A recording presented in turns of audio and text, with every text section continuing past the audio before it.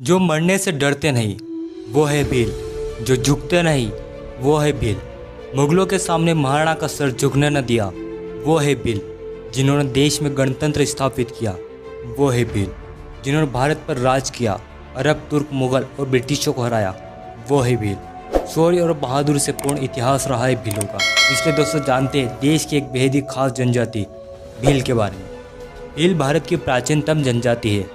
इस जनजाति ने शोधकर्ताओं ध्यान अपनी ओर खींचने का प्रयास किया है। भीलों का इतिहास बेहद ही गौरवशाली रहा है। भील का अर्थ भील यानी तीर कमान होता है। भील वैसे तो भारत समेत पाकिस्तान और बांग्लादेश के बॉर्डर तक बसे हुए हैं, लेकिन भीलों की आबादी मध्य प्रदेश, गुजरात, राजस्थान, महाराष्ट्र और आंध्र प्रदेश में ज़्यादा है। भील लोग भील भाषा बोलते हैं, लेकिन वे अन्य भाषाएं भी किसी क्षेत्र के अनुसार बोलते हैं। हम इस वीडियो में भील इतिहास, भीलों की वर्तमान परिस्थितियाँ, कला, संस्कृति, भीलों की समस्याएं और उनकी मांगें आदि के बारे में जानेंगे। इसलिए दोस्तों वीडियो समाप्त होने तक आप हमारे साथ बने रहिएगा। भील इतिहास। भील भारत की बेहद ही प्राचीन जनजाति है। इतिहासकारों का मानना है कि भील जनजाति की उत्पत्ति भारत में ही हुई है। प्राचीन समय में भील अन्य जनजातियों की तरह कबीले में ना रहकर स्वतंत्र रूप से एक शासक के रूप में देश के कई क्षेत्रों पर शासन किया। भीलों ने सदियों पहले ही भारत में गणतंत्र व्यवस्था स्थापित कर ली थी। करीब 16वीं सदी तक भील शासकों ने कई बड़े बड़े क्षेत्रों पर शासन किया। राजमहल, किले, मंदिर आदि के निर्माण कराने के साथ साथ विकास कार्य किया। भारतीय पौराणिक ग्रंथ। भारतीय पौराणिक ग्रंथों में भीलों का भारी उल्लेख मिलता है। इस तरह से अंदाजा लगाया जा सकता है कि प्राचीन समय में भील देश में एक महाशक्ति के रूप में विद्यमान थे। रामायण में माँ शबरी द्वारा भगवान राम को बेर खिलाना, गुहराज का वर्णन, भारत में एकलव्य, किरात अर्जुन, मुख्य भील आदि का वर्णन, इसी तरह से अन्य कई ग्रंथों में भील शासकों का वर्णन मिलता है। करीब 14 ईसा पूर्व में भील शासकों का शासन गुजरात के द्वारका में था। राजा धन्ना भील मालवा में बेहद ही शक्तिशाली शासक हुए, जिनका नाम राजा धन्ना भील था। राजा धन्ना भील 850 ईसा पूर्व में मालवा साम्राज्य की गद्दी पर बैठे। वह एक संवेदनशील, कुशल एवं शक्तिशाली राजा थे। इन्हीं के वंश में जन्मे एक भील राजा ने 730 ईसा पूर्व के दौरान दिल्ली के सम्राट को चुनौती दी। कहते हैं कि राजा धन्ना भील के उत्तराधिकारी बेहद ही शक्तिशाली और पराक्रमी थे। इनके वंश ने लगातार 387 वर्षों तक मालवा साम्राज्य पर राज किया। मालवा पर भील राजाओं ने ही नहीं बल्कि भील रानी ने और उनके वंशजों ने 287 वर्षों तक शासन किया। इस तरह ज्ञात आंकड़ों के मुताबिक मालवा साम्राज्य पर 674 वर्षों तक भील शासकों का शासन रहा। सम्राट चंद्रगुप्त मौर्य। ग्रंथों में लिखा गया है कि चंद्रगुप्त मौर्य एक असाधारण बालक थे। प्रसिद्ध लेखक विशाखा दत्त ने चंद्रगुप्त मौर्य के बारे में लिखा कि वे मूरा भील के पुत्र थे। भील शासकों का उदाहरण राजस्थान से भी मिलता है, जहाँ प्राचीन समय में राजस्थान कई जनपदों में बटा हुआ था, जिसमें सीवी जनपद, जिसे मेवाड़ के नाम से भी जाना जाता है, यह एक जनपद था। जब सिकंदर ने मिनांडर के जरिए भारत पर हमला किया, इस दौरान सीवी जनपद का शासन भील राजाओं के हाथों में था। राजा गर्द भील। पहली शताब्दी में उज्जैन पर गर्द भील नामक राजा का शासन था। गर्द भील एक जनजाति है जो कि भील जनजाति से संबंधित है। ओडिशा राज्य के पूर्वी भाग को भील प्रदेश कहा गया, जहाँ भील राज गर्द भील अथवा भील जनजाति से संबंधित का शासन रहा था। राजा गर्द भील का शासन उज्जैन में था। राजा गर्द भील एक बहादुर और पराक्रमी राजा थे। उनकी शक्ति का अंदाजा इस बात से भी लगाया जा सकता है कि जब उनके विरोध में एक साधु ने स्कती राजा से सहयोग मांगा, लेकिन राजा गर्द भील को चुनौती देने की हिम्मत स्कती राजा में नहीं थी।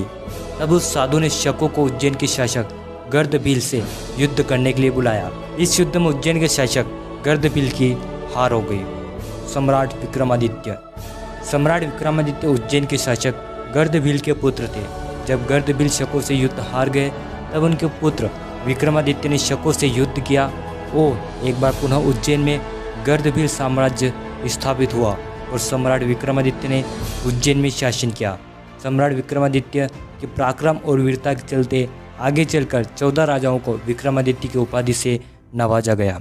भीलों का वर्णन कथा सरित सागर नामक ग्रंथ में मिलता है, जहाँ एक भील राजा हाथी पर सवार होकर विंध्य क्षेत्र से आर्य राजा से युद्ध करने जाते हैं और इस युद्ध में भील राजा दूसरे राजा को बंदी बना लेते हैं। यह समय 600 ईस्वी का था। इस बात से पता चलता है कि भील एक मजबूत और शक्तिशाली शासक थे।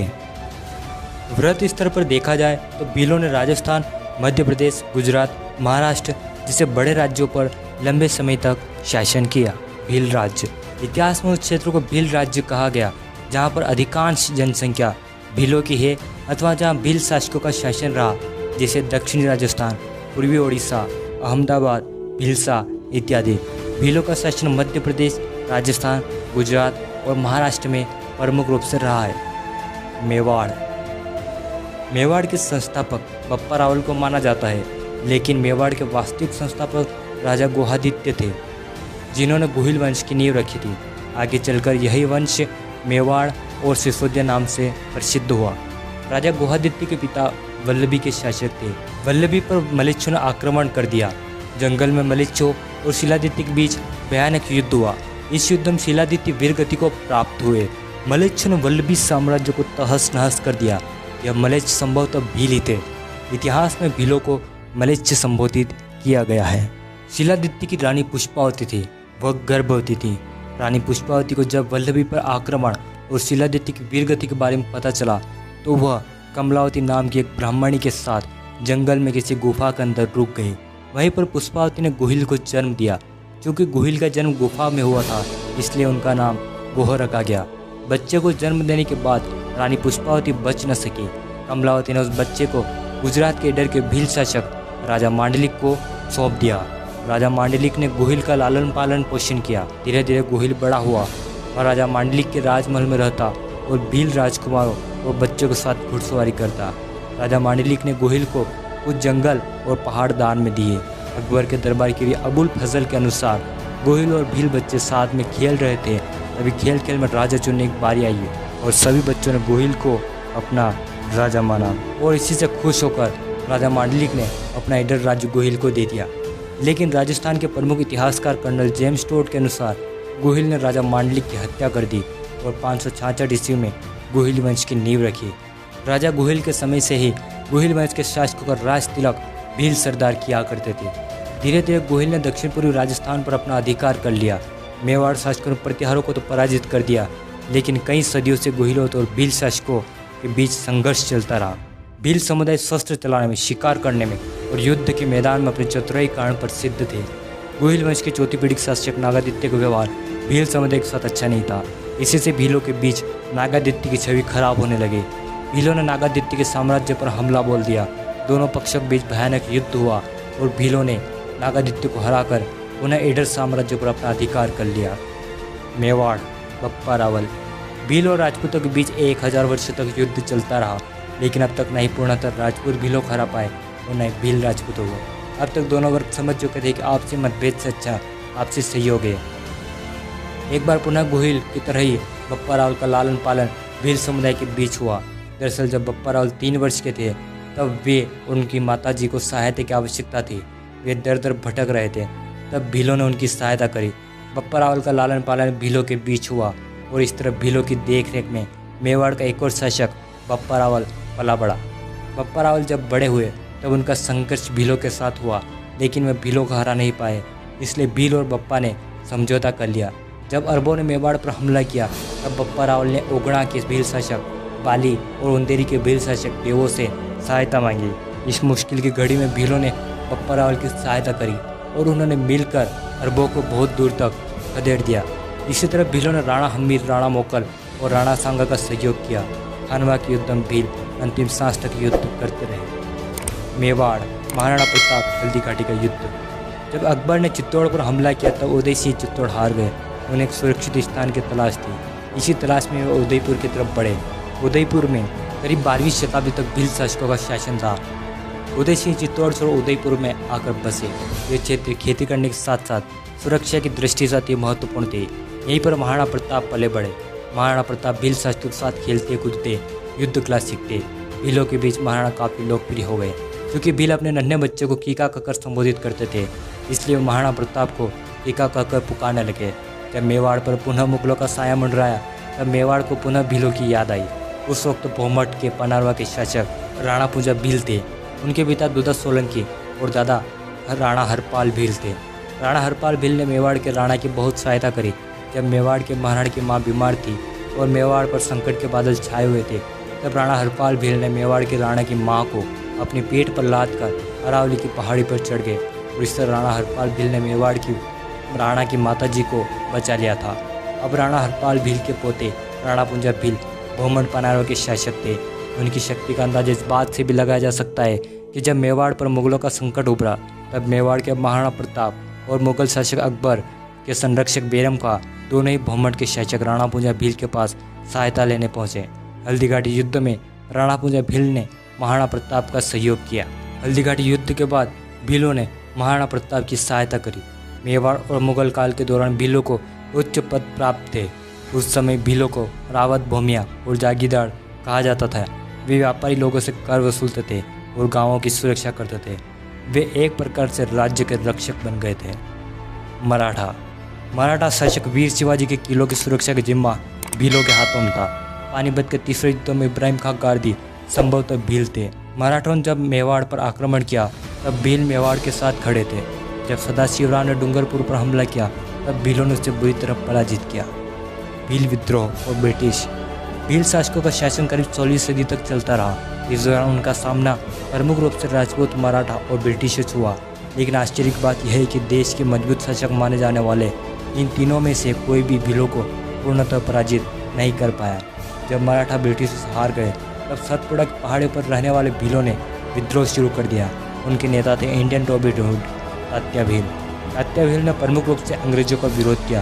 तात्या भील के अलावा भीमा नायक, खाजा नायक, दशरथ, सरदार हिया भील प्रमुख थे। मानगढ़ की पहाड़ी पर गोविंद गुरु और मोतीलाल तेजावत की अगुवाई में भील विद्रोह हुआ, जिसमें 1500 भील शहीद हुए। 1857 के आसपास भीलों ने कई विद्रोह किए। इन विद्रोह को दबाने के लिए Mewar Bhil corps, Malwa Bhil corps, Khandesh Bhil corps, Pachmal Bhil corps जैसी सेनाएं बनाई गई। मालवा भील कोर के केवल 20 सिपाही ने अंग्रेजी सेना को एक युद्ध में खदेड़ दिया। इस तरह डांग के 5 भील राजाओं ने भी अंग्रेजों को घुटने टेकने पर मजबूर कर दिया। अंग्रेजों की बेहद कोशिशों के बाद भी वे डांग पर कब्जा नहीं जमा सके। भील संस्कृति। भीलों के पास समृद्ध और अनोखी संस्कृति है। पितरा पेंटिंग, घूमर और गौरी आदि भीलों की पहचान है। मंदिर। नील माधव, भादवा माता, जालपा माता, शबरी माता, एकलव्य, आमजा माता और जटाऊ शिव मंदिर का इतिहास भीलों से जुड़ा रहा है। किले। भील शासकों ने अकेलगढ़, मांडलगढ़, भुराईगढ़, मनोर थाना आदि किलों का निर्माण कराया। राजा बादशाह भील का महल बांसवाड़ा में स्थित है। इसी तरह ईडर में राजा मांडलिक के राजमहल होने का उल्लेख मिलता है। हिंगलाजगढ़ में गोत्री भील की हत्या हुई, यह उल्लेख इतिहास में मिलता है। वर्तमान परिस्थिति। भील वर्तमान में कृषि पर निर्भर है। कुछ भील जंगल पर निर्भर है और अपनी पहचान बनाए हुए है। इतिहास से अब तक आते आते भीलों में कई वर्ग और उपशाखाएं बन गई है। भीलों की मांग। भील जनजाति की कई प्रकार की मांग है। प्रमुख रूप से भील देश में भील रेजिमेंट चाहते हैं। भीलों की मांग है कि उनकी एक रेजिमेंट बने जो देश की रक्षा कर सके। इस मांग को पूरा करने के लिए वे समय समय पर सरकार से गुहार लगाते हैं। दूसरी प्रमुख मांग एक भील प्रदेश बनाने की है। भील चाहते हैं कि राजस्थान, मध्य प्रदेश, गुजरात और महाराष्ट्र का भील बाहुल्य क्षेत्र को भील राज्य नामक राज्य बनाया जाए, क्योंकि आज़ादी के बाद भी भीलों का और अन्य आदिवासियों का सही से विकास नहीं हो पाया। दोस्तों, भीलों के बारे में इंटरनेट और किताबों से जो जानकारी प्राप्त हुई वह इस वीडियो में बताई गई है। उम्मीद है आपको वीडियो पसंद आया होगा। कमेंट में बताएं कि भीलों के बारे में आपकी क्या राय है। इस वीडियो को अधिक से अधिक लाइक और शेयर करें। आप हमारे चैनल पर नए हैं, इस चैनल को सब्सक्राइब कर ऑल नोटिफिकेशन चालू कर लें। आपका कीमती समय देकर ये वीडियो देखने के लिए धन्यवाद।